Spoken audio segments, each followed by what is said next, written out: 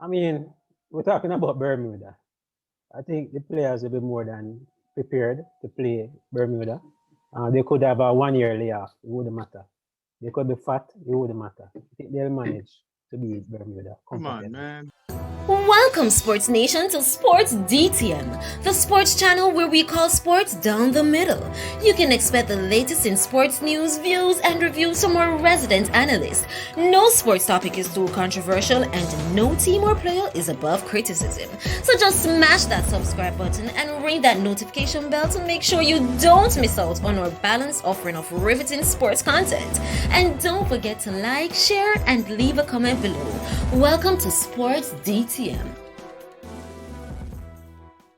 Greetings, Sports DTM fans, and welcome to another episode of Sports Down the Middle, the channel of undiluted sports content. Your favorite analysts are here to provide their feedback on the latest happening in the world of sport.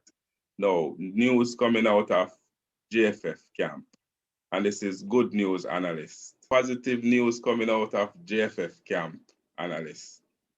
The appointment of 2 new members to the board, Mr. Dennis Chung for the Finance Committee and Mr. Rudolph Speid, as well as the announcement of 2 upcoming friendly matches, one against Bermuda in March and the other against Catalonia in Spain. But before we go into the details, please remember to hit the subscribe button. If your subscribe button is still red, it simply means that you have not yet subscribed. So just hit that button.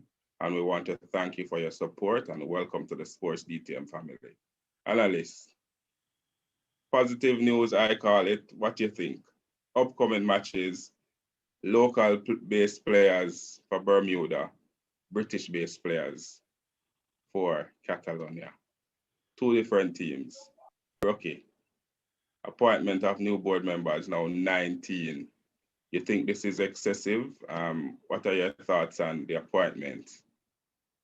Well, Kurt, thanks for having us. The appointment of having 19 board members is quite a stretch. Seems a bit extended for any proper decisions to take place, but we know that the current governance structure is under review as per instructions from FIFA. You're talking about the parish associations being on board, the president, the VPs, as well as the rest of the team being there. And that is quite a stretch in making any decisions. Dennis Chung is known in local circles as a chartered accountant.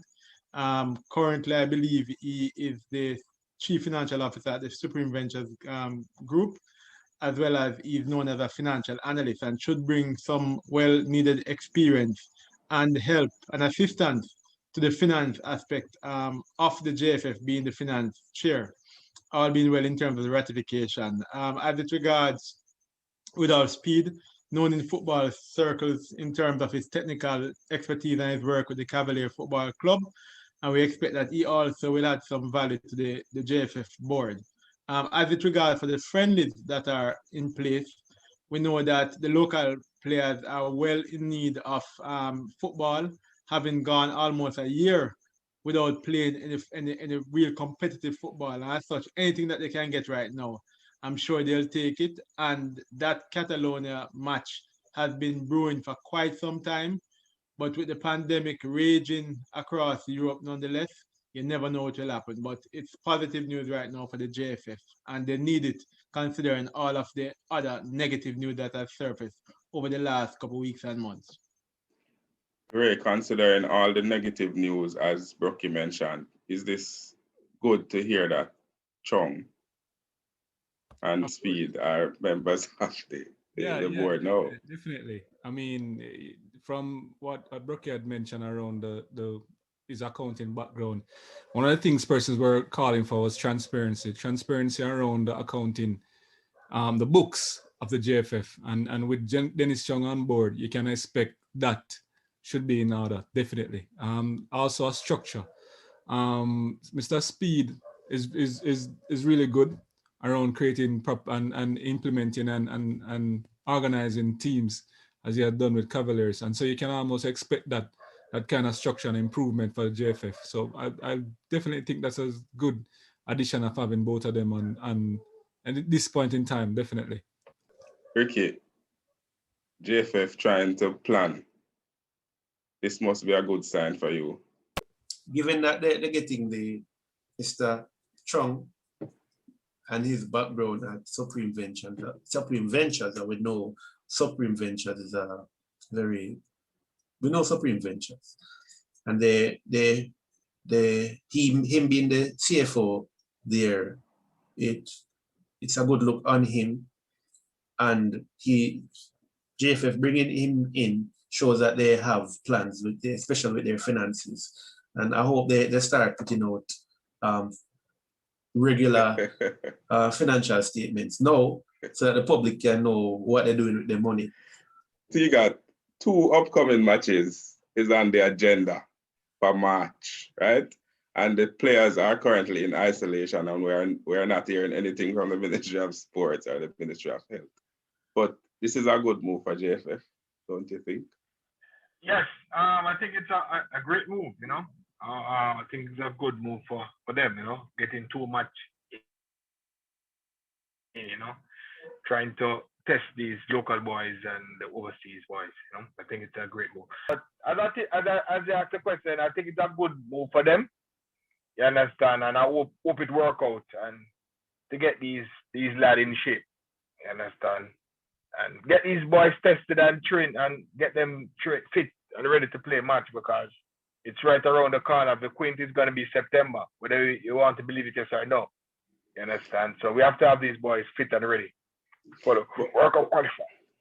But Eddie, is this enough time to prepare the local boys for a match against Bermuda? I mean, it's only Bermuda, so you probably need a week training, but is this enough time, considering that we're in the middle of February? The match is on the 11th, according to the news. And the players are currently in isolation with no word from the Ministry of Sport or Health. You think it's enough time for them to be prepared for a match? I mean, we're talking about Bermuda. I think the players will be more than prepared to play Bermuda. They could have a 1-year layoff, it wouldn't matter. They could be fat, it wouldn't matter. I think they'll manage to beat Bermuda. Come on, man. There's no issue with Bermuda here. And to touch on the addition to the board, I'm quite happy with Chung, former Supreme Venture. And we know Supreme, they know how to make money. So hopefully bring over that model. You know, they find a way to make money all the time. Is it the finance man who make the money, or is just that the people that want to win money? So they just the business, man. Come on, on, yeah, this is where we're getting it wrong, you know. This is where we're getting it wrong, you know. These people want to win money, you know. You understand? People want to win. Who knows him can come with something. But remember, Supreme was making money before Mr. Chung went on board. Yeah, but my point is, he knows how to make money. But remember, one thing I'm only looking forward to is the budgeting, because the last time they budget to pay a player, budget to do all type of things. You understand? And then didn't have the money. So this now is money. Who said they didn't have the money? That's what they said. They didn't have the money. And they couldn't pay the player. You believe that? Let's hope him have access to the Supreme Venture. Yeah, you know what? I'm just going to leave that alone. But Ray, in a World Cup qualifying year and Gold Cup here, the plan for JFF is to have 2 separate teams, one playing in Jamaica and one playing overseas. Is that a good move? I mean, we're probably widening the talent pool, but is that a good move right now? From a chemistry standpoint, no, it could never be. But for the reality that we're faced with now, I think that's the best they can do. Hopefully, as time progresses, it would improve and allow for us to probably mix and get some chemistry in. But right now, from a chemistry standpoint, no, that could never be a good move at all. Brocky, Adrian.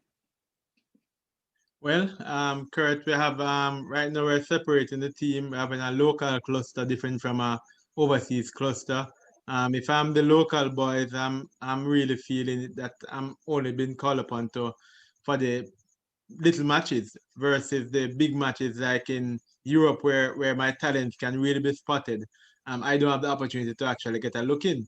But True. the fact is that there is no sports that's been played in almost a year, and as such, local players are at a real disadvantage. So the JFF may be saying, hey, we're giving you a chance, we're trying to keep you fit. Under the circumstances, it's the best we can do right now until the government hold it up. The JFF is saying, look, see it, we want to give you a chance, but it's government that's holding you back. Let's see how it works. Okay. Yeah, I was thinking that while it is good that we can have what I call it versatility, where we can have 2-3 different teams sent all over the place.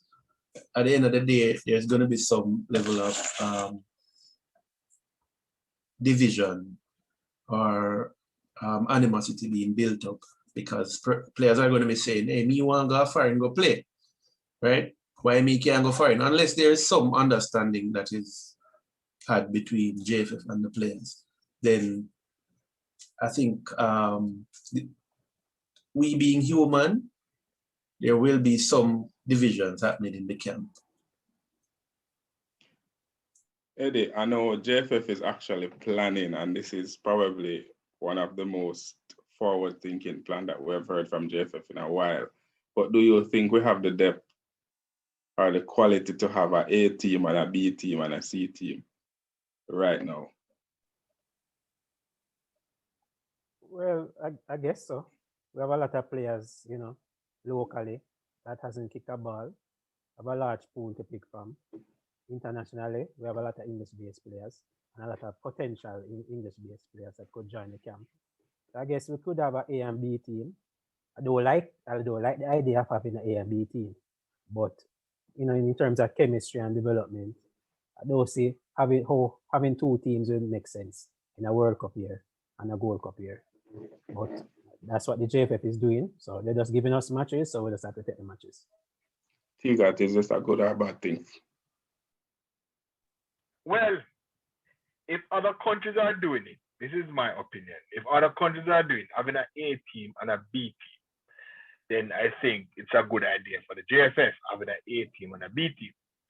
You cannot use a B team to play a Trinidadian A team. They will get beaten. Or some of the upcoming teams in the Caribbean, because we see some upcoming teams in the Caribbean beating some of these quality teams. You understand? We can't have a B team to play Cuba. They will get beaten. Or Haiti. And Haiti, they will get beaten. So if the other teams are doing it, if the other countries are doing it, then fine. But if they are not doing it, JFF, that's the wrong approach. It's not going to work. You understand? So forget about it. We're gonna get beaten, and we're gonna lose our status in the FIFA ranking. So there you have it, Sports DTM fans. Another episode of Sports Down the Middle. JFF planning and planning and planning. Matches on the agenda, new members to the board. Let us hear from you what you think about the new appointments and what you think about the plans of 2 separate teams, one locally based and one internationally based or England based. A team, B team, whatever you want to call it. Let us hear your comments in the comment section below. Good plan by the JFF or terrible plan by the JFF? Like, subscribe, follow. Tell a friend to tell a friend to tell a friend to come and join the Sports DTM family. This has been another episode of Sports Down the Middle. Be blessed.